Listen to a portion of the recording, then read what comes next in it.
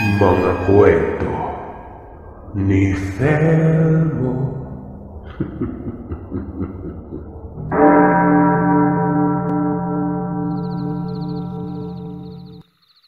Mapagpalang araw, Sir Seth. Ako nga pala si Mario, Tubong, Quezon Province. Ang kwentong ibabahagi ko ay patungkol sa karanasan ko nung ako'y bata pa.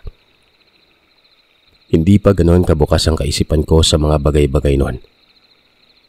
Pero may karanasan ako na hinding-hindi ko makakalimutan. Masasabing isa ko sa mga patotoo na talagang may mga nilalang sa mundo. Nahayok sa laman. Nung una ay hindi rin ako naniniwala, pero maging ang aking ina ay makakapagpatunay ng kaganapang hindi ko lubos sa kalaing nangyari. Hindi ko hawak ang anumang isipin na mga makakakinig ng karanasan ko. Ang nais ko lamang ay maibahagi din ng kwentong na naway makakapulutan ng aral, lalo pa ng mga mahilig makinig ng kwento patungkol sa mga aswang. Bali sa edad na 15 taong gulang, kailangan ko ng disiplinahin ang sarili ko. Kinailangan ko ng magising na maaga para mag-asikaso ng lahat sa munting bahay na inuupahan lamang namin noon. Kasama ko ang nanay ni Re at tiya Ason ko. Ang totoo ay hindi ko talaga kilala kung sino ang tatay ko. Ang sabi lamang sa akin ng nanay ay dahil daw sa trabaho niya kung kaya't aksidente daw siyang nabuntis ng hindi niya kilalang lalaki. Tubong Samar po ang aking ina. Pero napadpad sa lugar ng Quezon dahil na din sa mga kaganapang hindi niya maihayag sa akin.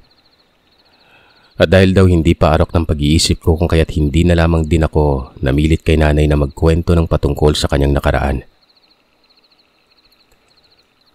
Bata pa lang ako ay marami na rin akong karanasang hindi ko kayang balikan.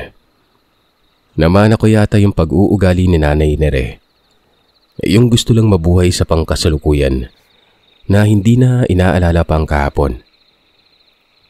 Pero dahil sa kagustuhan ko ding maibahagi ang kwento pag sinulat ko pa ang kabuuan, ay baka hindi na pang horror story itong malalatag ko. Ayoko pa naman na masyadong madrama sa buhay. Bali sinanay ako ni nanay na magbanat ng buto sa murang edad. Ayon kasi kay nanay ay walang ibang aasahan para mabuhay kaming mag-ina. Bagkos ay kinailangan namin maghanap ng paraan para man lang maitawid ang gutom. Halos lahat ng pwedeng pagkakitaan, pinapasok ko na. Basta sa legal na paraan. Samantalang isang GRO naman sa isang bahay aliwan ng nanay at tiyahin ko. Sa mata ng iba ay napakababa ng trabaho ng isang mananayaw. Pero hindi ko yun iniisip.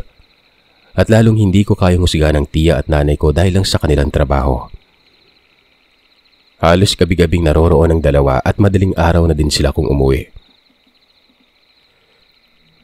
Sa umaga naman, mas nauuna akong bumangon.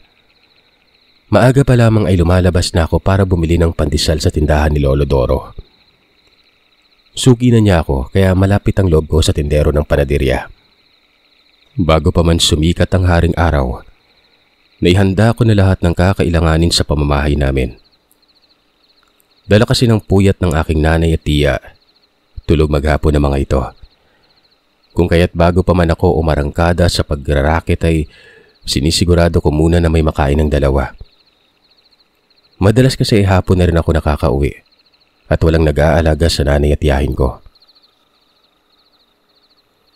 May maliit akong kariton na kung saan ay ginagamit ko sa pangangalakal ng diaryo, bote at mga bakal. Kung minsan ay ginagamit ko din ito sa may gustong magpahakot ng tubig.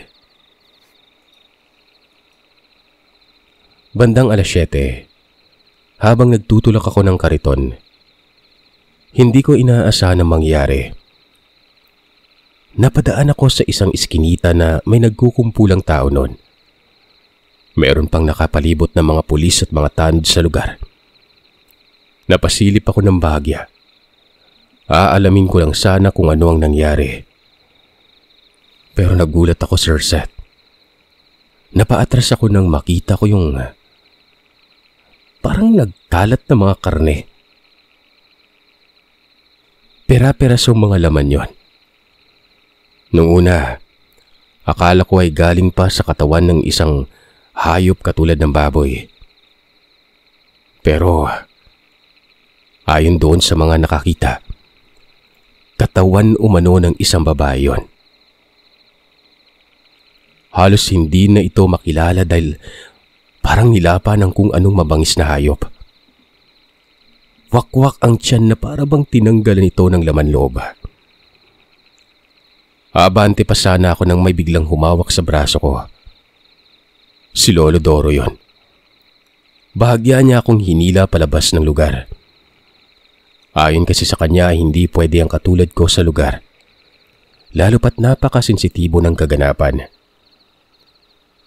Dagdag pa ni Lolo Doro na hindi umano maganda para sa akin na makakita ng ganong eksena.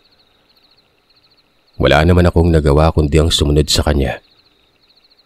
Bigla ko din kasing naramdaman ng takot, lalo pa nung biglang hinawakan ng otoridad ang mga pira-pirasong parte ng katawan ng babae na kumalat sa lugar. Samantalang si Lolo Doro naman ay panay sambit ng mga kataga na hindi ko maintindihan nun. Naitanong ko sa kanya kung anong kanyang mga sinasabi. Lolo, may sinasabi ka po? Sino kaya yun, Lolo, no? Kilala mo po ba yung pinatay?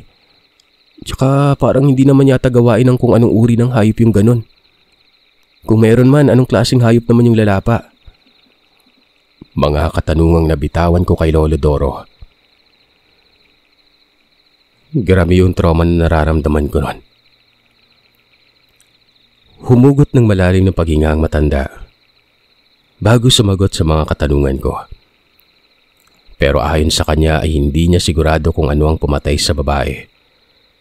Lalo pat matagal na panahon na rin umano na hindi na nananalakay ang mga wakwak sa lugar. Napatitig ako sa matanda. Hindi ako makapaniwala sa mga sinasabi niya, lalo na sa pagbanggit niya ng katagang wakwak. Medyo natawa pa nga ako dahil ang sabi ko, kwentong bayan lamang yung mga ganong usapin. Lolo Doro, tinatakot mo pa ba ako? Aba kung inyong usapan ako, hindi po ako kinikilabutan sa ganyan. Alam niyo kung saan po ako takot? Sa mga puting van, sa mga itim na kotse. Yung nangunguha ng mga bata tinatanggalan ng mga lamang loob para ibenta. Pero aswang po, parang malabo lolo eh. Ay naman kay Lolo Doro, hindi daw siya namimilit kung ayaw kong maniwala. Matagal na panahon na umano kasi yun. Wala pa umano kami sa lugar. Isa kasi sa pinakamatanda umano si Lolo Doro doon sa lugar na yon. Kaya't alam na alam niya ang mga pangyayari at mga bagay na ito. Noong taon na yon ay parami ng parami ang mga nagbubuntis.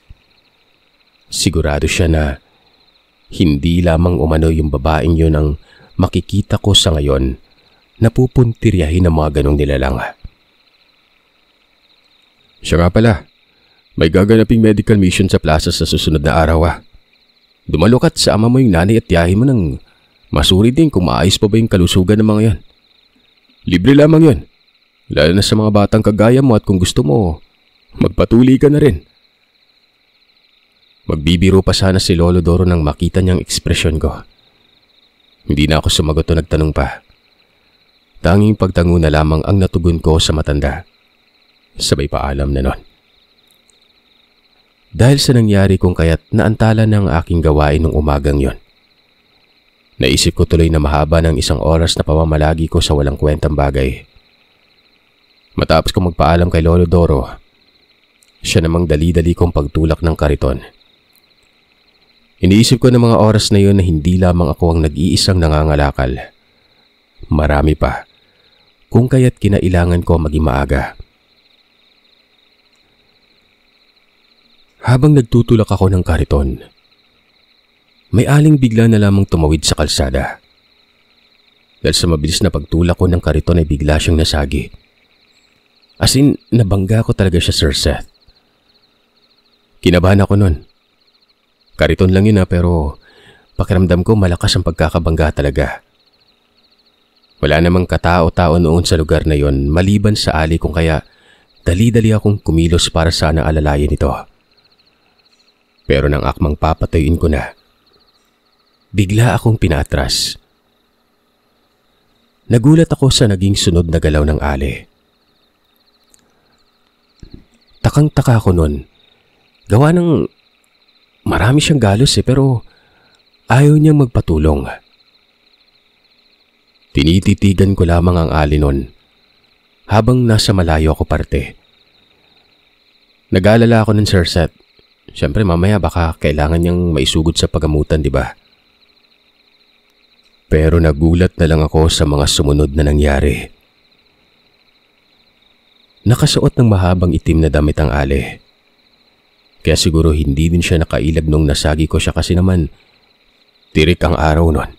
Pero mula ulo hanggang paa niya, balot na balot. Nakasuot pa ng balabal. Nang tingnan ko ay wala namang gaanong pinsala pero bigla itong tumingin sa akin. Galit na matilim yon.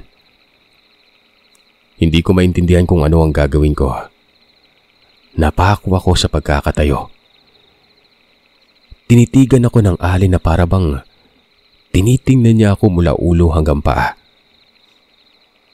Ang hindi talaga mawala sa utak ko nang masipat ko ang mga mata niyang parang may sapusa. Yung tipong guhit lang yung itim. Naisip ko tuloy na baka may problema sa paningin ng ali kung kaya't hindi niya ako napansin. Maya-maya lang, bigla itong tumalikod at mabilis na lumayo sa lugar. Hindi ko inaasahan na ganun siya maglakad. Alam mo yung umbok na ibon? Hindi ko alam ang Tagalog pero ganun na ganun ang kilos ng ali. Iniling ko ang ulo ko baka namamalikmata lamang ako sa nakikita ko noon. Dahil sa nangyari ay naging maingat na ako. Ayaw ko din kasi na maulit ang ganun, lalo pat naisip ko din magpasalamat dahil hindi man lang nagreklamo ang aling ito. Halos buong araw yun ang nasa utak ko. Konti lang nakuha kong kalakal. Wala ding nagpaigib sa akin nung araw na yon. Umuwi na lamang ako na para bang nalugi. Mag-alas-tres ng hapon nang maabutan ko si Nanay Neri at Tia Ason. Mahalatang kakagising lamang nilang dalawa dahil si Tia Ason ay naghihikab pa. Napansin ni Nanay na siguro parang kakaiba ang pakiramdam ko noon. Kung kaya't lumapit ito sa akin at idinampi niya mga palad sa noo ko. Parang nabasag ang itlog ng bata ka. May sakit ka ba? Abay, anong oras na kasi hindi ka pa kumakain? Anong pakiramdam mo? May lagnat ka ba? Ason, tingnan mo nga kung may gamot pa tayo. Sinabi ko naman na wag na. Naayos lamang ako. Hindi lang talaga maayos ang pakiramdam ko dahil sa nangyari nga nung araw na yon. Sinabi ko rin nakasagi pa ako ng matanda. Kaya parang malas ba yung araw na yon? Sinabi ko sa kanya na meron na namang natagpo ang patay. Sabi ni Mang Doro, gawa daw yun ng aswang, ng wakwak. Napatawa ang dalawa sa sinabi ko. Maging ang mga ito kasi ay hindi maniniwala sa usaping aswang. Lalo pat gabi-gabi silang dalawa ay nasa labas nun. Napayuko na lamang ako dahil parang nakaramdam ako ng hiya sa paglatag ko ng kwento.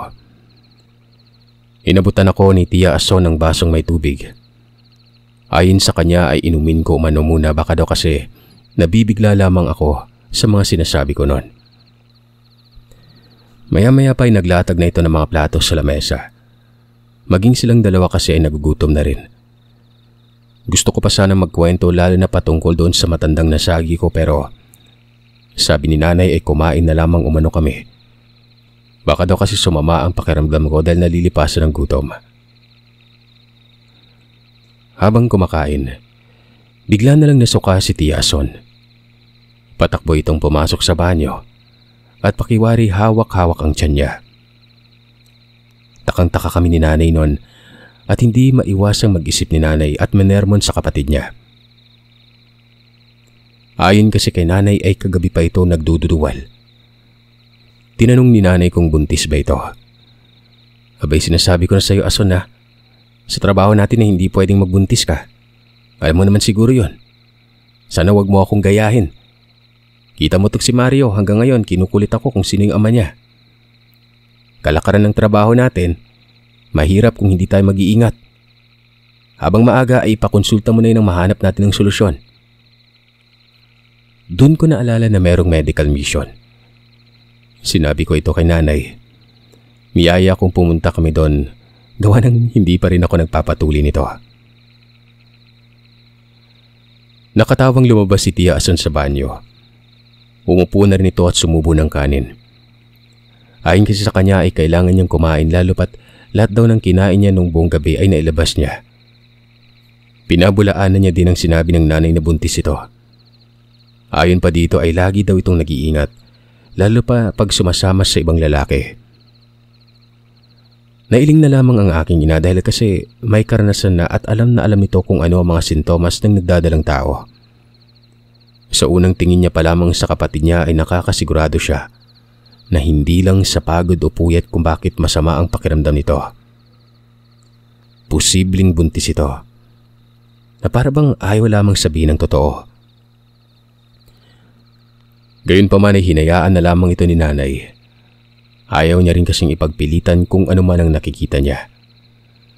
Mas pinili na lamang nitong intindihin si Tia Ason. Hindi naman daw kasi maiiwasan na magkaroon ng ganung usapin, lalo pat sumasama sila paminsan-minsan sa ibang mga customer. For take-out ika nga. Matapos makapananghalian, bumalik sa tulog si Tia. Ayon sa kanya ay para daw itong nakakaramdam ng paghilo. Kami naman ni nanay ay napagpasya na pumunta ng palengke para bumili ng panghaplas. Ayon kasi kay nanay, may kilala siyang matanda na magaling pagdating sa mga ganitong problema. Bata pa lang ako ng mga panahong ito pero naiintindihan ko ng mga bagay-bagay dahil hindi naman naglilihim si Nanay Neri. Masyado niyang binubuksan ang kaisipan ko dahil ayon sa kanya ay mas mainam na maunawaan ko ang lahat para pagdating ng panahon ay hindi ako maging ignorante. Para saan po yung panghaplas, Nay? Yun po ba yung tinutukoy mo na bote ng lana na may kahoy ng sibukaw? Iniinom po yun, di ba? Para sabi niyo sakit ng tiyan. May bulati din po ba yung tiyan ni Tia Ason? Napatawa si Nanay Neri ng bahagya dahil sa sinabi ko. Pakiwari ko kasi may ibang gamit pa yun kung kaya't paulit-ulit kiting itinanong kay nanay. Pero tanging pagngiti lamang ang kayang naging tugon niya. Naglakad lang kami ni nanay ng hapong yon. Gusto niya rin kasing makapag-ehersisyo lalo pat lagi silang tulog ni Tia. Napunta kami sa isang iskinita na kung hindi ako nagkakamali. Yun ang lugar kung saan marami ang mga nagpapalagpag. Medyo tago sa tawang lugar at sobrang tahimik lamang ng paligid pero parang nakakakilabot dahil sa presensya ng kung ano sa lugar. Nakaramdam ako ng kilabot nang marinig ko ang isang tinig ng babaeng sa isip-isip ko'y nasasaktan. Nilingalinga ako ang paligid at hinanap kung saan banda pero inabisuan ako ng nanay na tumahimik at manatili lamang sa tabi niya. Sinunod ko na lamang si nanay noon. Humawak ako sa mga kamay niya na parabang doon ako humugot ng lakas. Ilang saglit lang, napahinto kami sa isang lumang pintuan. Kumatok si nanay at agad naman kaming pinagbuksan ng isang matandang babae. Nakangisi yun na nakatingin sa akin. Hindi nag-usap ang dalawa na parabang alam na ng mga ito kung anong gusto ng bawat isa. Bigla na lang inabot ng ali ang supot na may lamang bote. Alam ko na yun ang bote ng lana na may sibukaw. Walang imik lamang din umalis kami ni nanay sa lugar. Konting description lamang sa lugar. Isang maliit na iskinita na may iilang magkabilaang pinto. Sa dulo nito ay pader. Hindi aakalaing may tao o may nakatira sa lugar dahil sobrang tahimik at nakakakilabot ang lugar na yon. Nang makalayo kami ng nanay ko sa lugar, ay doon ko palang naisipang tanungin siya kung para saan ang binili namin. Muli, hindi man lamang nagbigay ng magandang paliwanag si nanay. Huwag ko na umanong alamin at napakabata ko pa para sa ganitong usapin. Huwag ko na lamang umanong isipin ng mga ganong bagay. Sa tamang panahon ay maiintindihan ko rin umano ang lahat. Hindi na lang din ako umimik basta sumunod na lamang ako sa mga litanya ni nanay. Dumaan kami ng palengke at naisipan kong iyain si nanay na dumaan sa panaderya ni Lolo Doro.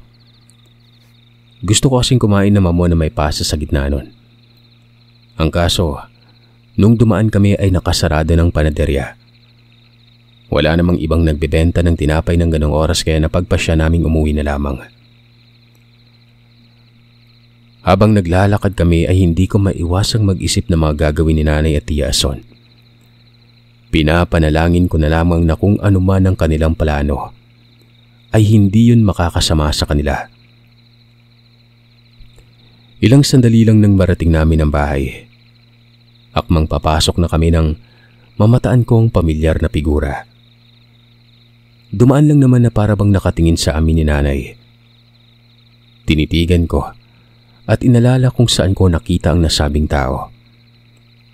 Napahinto pa ako sa tapat ng bakuran namin kasi iniisip ko kung saan yun nakita. Tinanong ako ni Nanay kung ayos lamang ba umano ako nun at sino ang tinitigan ko nun. Kung kilala ko ba. Umiling ako dahil parang nahirapan akong alalahanin kung saan ko nga ba nakita yung tao. Nakasuot ito ng balabal na itim. Hindi ito matukoy kung ano ang mukha dahil balot na balot ito. Sumunod na lamang ako kay Nanay papasok kasi hindi ko talaga maalala. Naabutan namin si Tia Ason. Nakasaklob ng tuwalya habang nakaupo sa tapat ng mesa. Nakataas pa ang dalawang paa nito.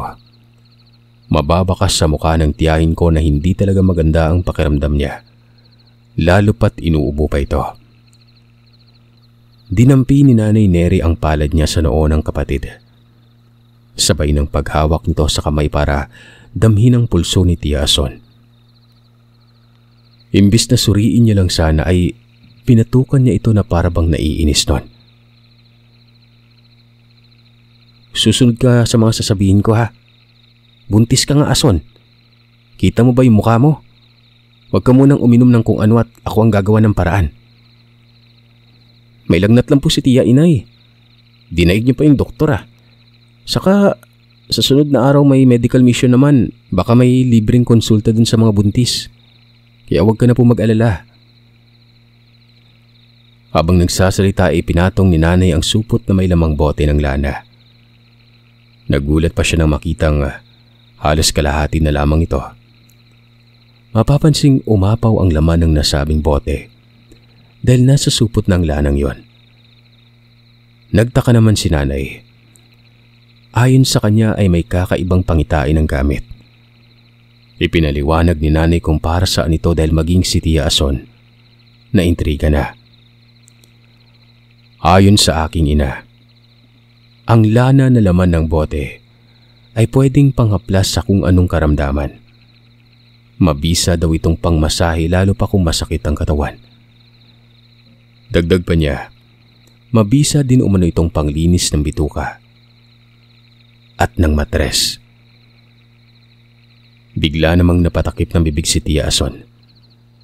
Nailatag niya tuloy ang totoo. Naiiyak siya habang isinasalaysay ang nangyari sa kanya. Dala ng takot ay hindi niya umano iinumin ang nasabing langis na yon. Kung sakaling buntis man daw siya, bubuhayin niya ito dahil kung sakaling ito daw ang magbibigay sa kanya ng ginawa. Nagkatinginan kami ni Nanay. Inisip ko na baka nga maging swerte kung sakaling nagbuntis ang tiya. Sinabi niya kung sino ang ama kung sakaling buntis nga siya noon. Humingi ng tawad si Tia Ason kay Nanay pero naging praktikal lamang umano siya. Sa hirap umano ng buhay nila noon ay iisipin niya pa bang mamili ng lalaki noon. Huwag kang mag-alala ate. Sigurado akong makakatulong sa atin yung ginawa ko. Gusto ko lang din maahon tayo sa hirap kaya kumabit na ako sa mayamang negosyante. Gusto nang noon batang lalaki kaya pumayag ako. Sa kondisyon na kung sakaling mabuo ay babayaran niya ako ng malaking halaga kapalit ng bata. Sambit ni Tia. Akala ko ay matutuwa si nanay dahil sa pag-amin ni Tia pero nagalit ito. Gayon pa man ay hindi ito umimik at pumasok na lamang sa silid. Niyakap ako ni Tia Ason dahil ramdam nito ang sakit, hindi dahil sa nagpagamit sa maling tao pero sa realidad ng kahirapan ng buhay nila. Maging ako ay nasasaktan din lalo pa sa edad ko noon ay hindi man lamang natapos ang elementarya. Nung hapunan, walang imika na magkapatid. Mas pinili ng dalawang tumahimik sa kabila ng kanilang problema. Maya-maya pa'y nagsabi si nanay na hindi na muna sila papasok, lalo pat alam niyang hindi kaya ni Tia Ason na magtrabaho sa ganung sitwasyon. Ayon kay nanay ay tutulong na lamang daw siya muna sa pangangalakal habang hindi pa nasuri si Tia. Hihintayin niya ang resulta pagkatapos ng medical mission. Pagkatapos ng hapunan ay nagkanya-kanya na kami ng ayos para magpahinga. Sinabi ni Nanay Neri kay Tia na maghaplas ng lana sa tiyan. Makakatulong daw ito kung sinisikmura ang kapatid. Nagtanong ako kay nanay kung pwede din ba yun sa akin. Nananakit din kasi ang katawan ko dahil sa pagtutulak ng kariton. Kaya bago matulog, hinaplusan ako ni nanay ng lana. Minasahe niya pa ako maging si Tia noon. Pakiramdam ko ng gabing yon ay kaigaan. Dagdagan pang hindi mabaw ang lana. Nang matapos si Nanay Neri ay ipinatong niya ang bote ng lana sa ibabaw ng mesa. Naglagay lamang siya ng konti at minasahe niya din sa noo niya at batok. Isang kwarto lang naman ang tulugan namin noon. Malitang bahay kung kaya't para kaming sardinas pag nagkasabay matulog. Maghahating gabi noon nang makaramdam ako ng init. Yung tipong wala man lang pumapasok na hangin sa loob ng silid. Babangon sana ako para maghanap ng pamaypay. Wala man lang kasi kaming electric fan noon dahil nga nagtitipid kami sa kuryente. Pinailaw ko ang maliit na bumbilya sa loob ng silid.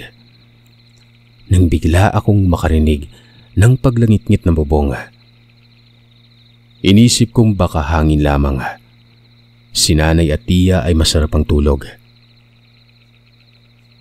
Ilang saglit pa, nang may narinig akong humahangos. Yung tipong parang nahihirapang huminga. Nagbalinga-linga ako sa silid nun. Tiningnan ko na rin ang mga katabi ko pero sigurado akong hindi sila ang gumagawa ng ingay na yon. Maya-maya, nahinto ang tunog na naririnig ko. Buong akala ko ay wala na pero bigla na lang may kung anong bumagsak sa bubong namin. Napabalikwas ng bangon si Nanay Neri. Si Tia ay ganun din. Tinanong ako kung bakit gising pa ako. Kung ano ang nangyayari. Pinagalitan pa ako dahil akala niya naglalaro ako kaya maingay nun. Napatingin si Nanay sa direksyon kung saan nanggagaling ang tunog. Nanlaki ang mga mata niya nang makita niyang isang kamay. Kulay itim nito na may mahahabang mga kuko. Maging ako ay biglang nakaramdam ng takot. Samantalang si Nanay imbis na matakot ay tumayo pa ito at naghanap ng pangampas. Hindi niya alam kung ano ang kahihinatnan pero buong tapang na hinampas ni Nanay ang kamay ng nilalang. Minura-mura niya pa ito habang hinahamon. Sige, pumasok ka na makita mo yung hinahanap mo. Sige, pasok! Siyempre natakot ako nun baka pumasok eh. Kaya inawat ko si Nanay. Doon ay nagdabog ang nilalang sa may itaas. Si Tia naman ay nasa gilid ko lang din at hawak-hawak ang tiyan niya. Nakaramdam daw kasi ito ng paghilab. Halos hindi na kami nakatulog ng gabing yon. Nakiramdam na lamang kami kung ano ba ang susunod na gagawin ng nilalang. Nakikita ko si Nanay na may kaaway. May hawak-hawak itong pamalo. Hindi ko na nakita kung saan niya yun nadampot. Parang dalawang dipang bakal na kung hindi ako nagkakamali. Yun yung pangharang namin sa pintuan. Hinanap ni nanay itong langis o lana. Halos maubos ito dahil umaapaw na sa loob ng bote. Ayon kay nanay ay sadyang ganun daw talaga ang lana na may sibukaw. Kumukulo kung may aswang sa paligid. Iniabot yun ni nanay kay Tia Ason at pinahaplas niya ulit sa tiyan. Isa pa daw kasi yun sa malakas na pangontra sa mga nilalang. Inumaga na kaming tatlo na nakaupo sa gilid ng higaan. Ni hindi namin nagawang mga lakal ng araw na yun dahil sa puyat. Maaga pa lang, pinanday na ni nanay ang sinira ng nilalang. Doon ay naglagay siya ng maraming asin dahil ayon sa kanya, kung sakaling bumalik man ito ay hindi na ilalapag doon. Matapos mag-agahan, napagpasya naming tatlong maglakad-lakad. Sabi kasi ni nanay ay iikot kami sa lugar, makikiasyoso. Aalamin daw namin kung may mga kababaryo din ba kaming na may buntis o di kaya nakaranas ng kagaya sa amin kagabi. Hindi nga nagkamali si nanay dahil meron ngang usap-usapan sa labasan na may gumagala daw na wakwak. Ayon pa sa narinig namin, hindi lamang daw sa sityo namin ang may ganong problema. Maging sa karatig lugar. Halos ang mga biktima ay nagdadalang tao. Kaya ikaw Ason, ingatan mo yung dinadala mo ha. Mahirap at delikado ang panahon ngayon. Dagdag pa ni nanay hindi muna sila papasok. Lalo pat sa kalagayan nito na hindi na pwedeng lumabas ng gabi. Sabihan niya umano yung nakabuntis sa kanya na kailangan na ng pagkain. Sa tingin naman kasi ni nanay nun ay hindi naman ito papabayaan. Siyempre, maselan yung pagbubuntis niya eh. Kailangan ng pera. Napatango na lamang si Tia Ason habang naglalakad. Dumaan kami sa plaza. Maraming tao. At doon ko naalala na meron palang medical mission. Kung kaya't hindi na kami nagdalawang isip na pumila. Doon namin napag-alaman, Sir Seth, na marami pala talagang buntis sa lugar namin ng mga panahon na yon. Yung iba'y parang manganganak na nga sa laki ng mga tiyan nila. Nakita ko lang din doon si Lolo Doro na nakapila kasamang isang babae na parang anak niya. Buntis din ito at halos kasunod lamang kami. Lumapit si Lolo Doro sa akin habang may iniaabot. Ipasuot ko umano sa tiyahin ko dahil nasa paligid lamang ang nilalang. Nararamdaman daw ito ni Lolo Doro. Maging ang kasama niyang buntis ay may kaparehong kwintas na bigay sa akin.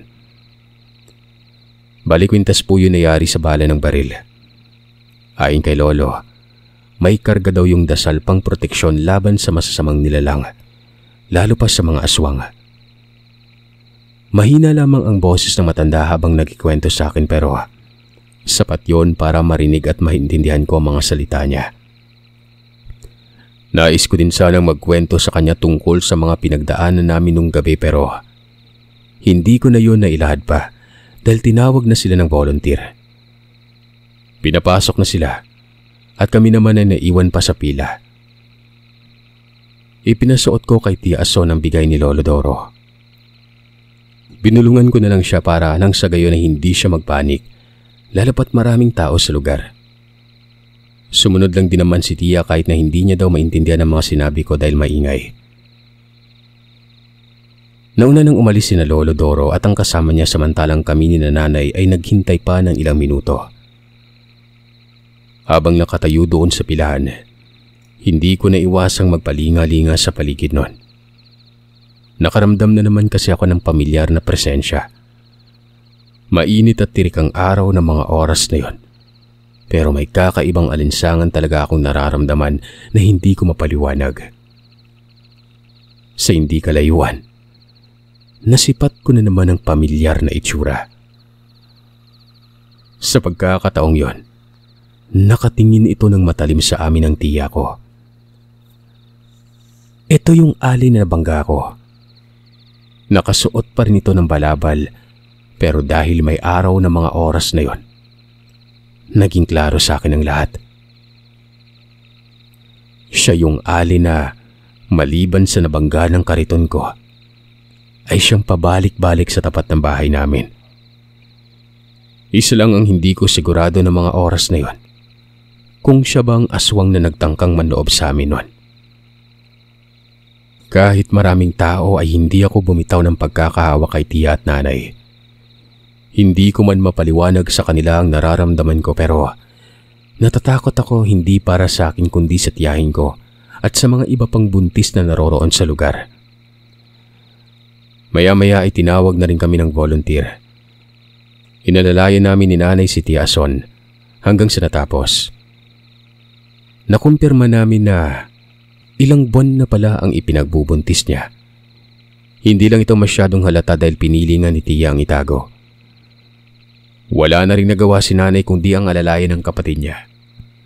Alam niya namang walang ibang makakaintindi sa Tia Ason kundi kami lang magpamilya din. Masaya si Tia dahil naging maayos na rin sila ni nanay. Nung lumabas kami sa plaza ay doon ko palang nailatag sa kanila ang mga nakita ko. Siyempre naalarma si nanay noon. Magdodoble ingat daw kami lalo pa sa pagsapit ng gabi. Ayon kay nanay, baka daw natandaan si Tia. Hindi lamang ang tiyahin ko. Ang nakapagtatakap lang kasi kung bakit sa akin umano nagpapakita. Hindi ko naman umano kaibigan yon. Sinabi ni nanay na maghahasa umano siya ng itak mamaya pag-uwi. Kagabi umano ay hindi niya napuruhan pero oras na bumalik umano yon. Sisiguraduhin umano ng matapang ko na ina na puputulin niya alinman sa parte ng katawan ng nilalang. Para kang baliw. Kala mo matapang. Pwede naman siguro na hayaan na lang natin. Baka mamaya ano pang gagawin sa atin eh. Wala namang lalaki sa bahay natin maliban kay Mario. Magpapatuli pa lang yan eh. Nagkatinginan kaming tatlo habang nagpatuloy lang sa pagbagtas pa uwi.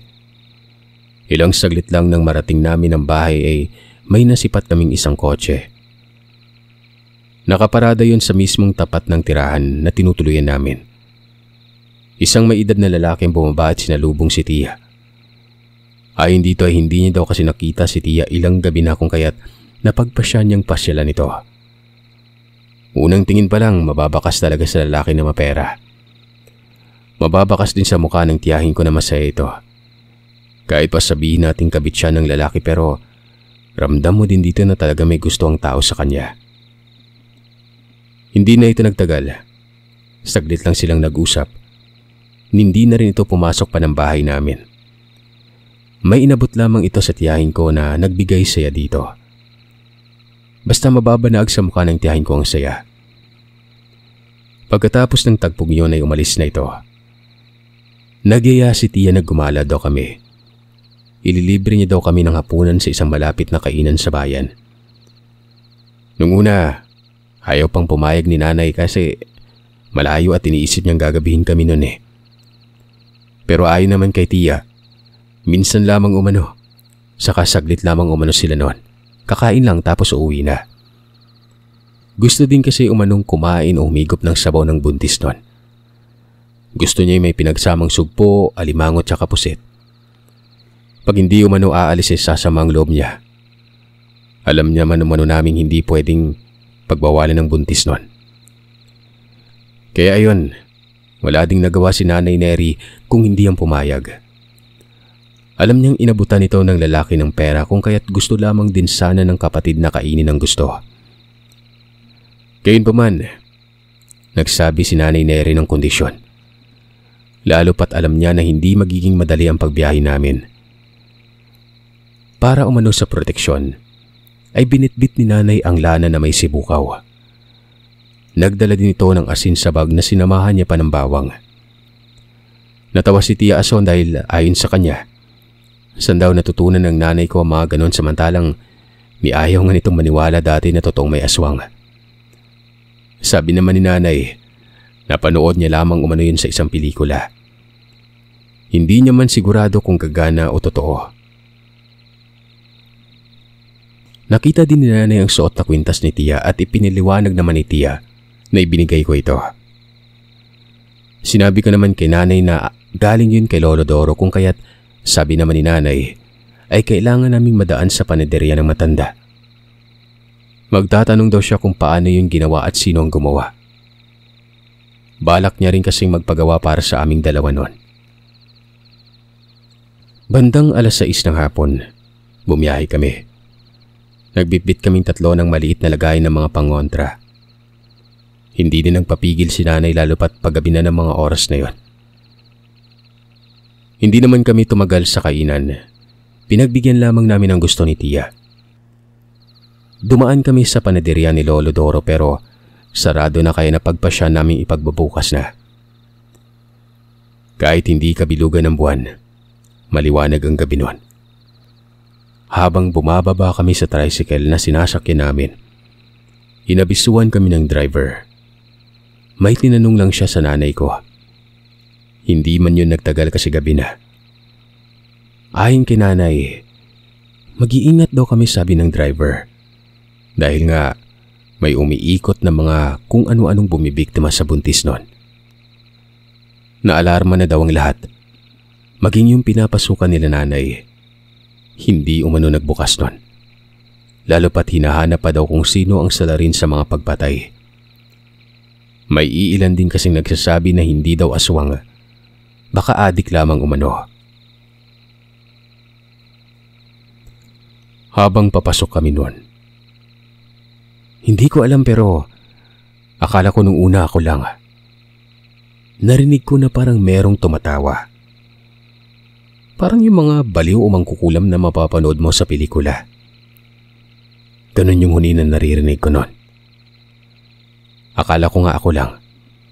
Pero narinig din pala ni nanay. Sinabihan kami na pumasok na. Maging si Tia ay hindi ko rin naramdaman na natakot noon. Ayon dito ay kung masisinda kami ay mas lalo lamang kaming tatakutin kung kaya't pinaramdam ng dalawa sa akin na walang dapat ikatakot. May mga kabayan na kahit anong oras ay pwede naming mahinga ng tulong kung sakali. Hindi ko inaasahang sa pangalawang pagkakataon. Hinamon ulit ito ni nanay. Kung matapang ka, lumabas ka kung saan ka naroroon. Huwag mo kaming takutin at sinasabi ko sa'yo, babalitan kita na parang hipon. Lumapag ka dito ano? Sabi ni nanay. Nakapasok na kami ni Tia Ason. Samantalang si nanay ay nasa tapat pa ng pintuan. Habang nagsasalita ay may biglang lumapag sa may harap niya. As in parang nahulog yon. Sa maniwala man kayo sa hindi, Sir Seth, napakalaking paniki ito. Kinukurap-kurap ko pa ang mga mata ko gawa ng akala ko nananaginip lamang ako. Kalmadong dumukot si Nanay Neri ng asin at walang pagdadalawang isip na isinaboy ito doon sa bumagsak.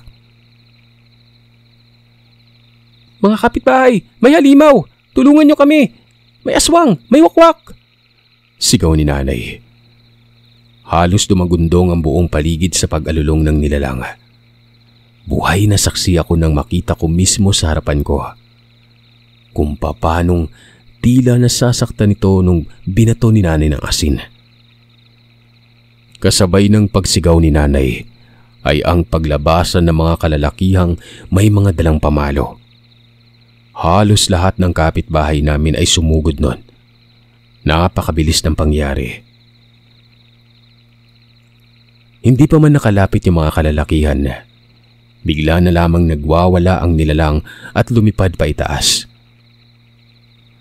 Doon ko nakita, Sir Seth, na yung wakwak pala. Hindi putol ang katawan. Sa nakita ng dalawang mata ko ay parang dambuhalang paniki na may pakpak ng ibon. Halos magkagulo ang lugar dahil sa maraming tao ang nakakita nun.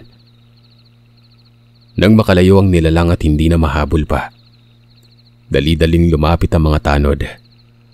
Tinanong kung ayos lamang ba kami at kung ano ang nangyari nun.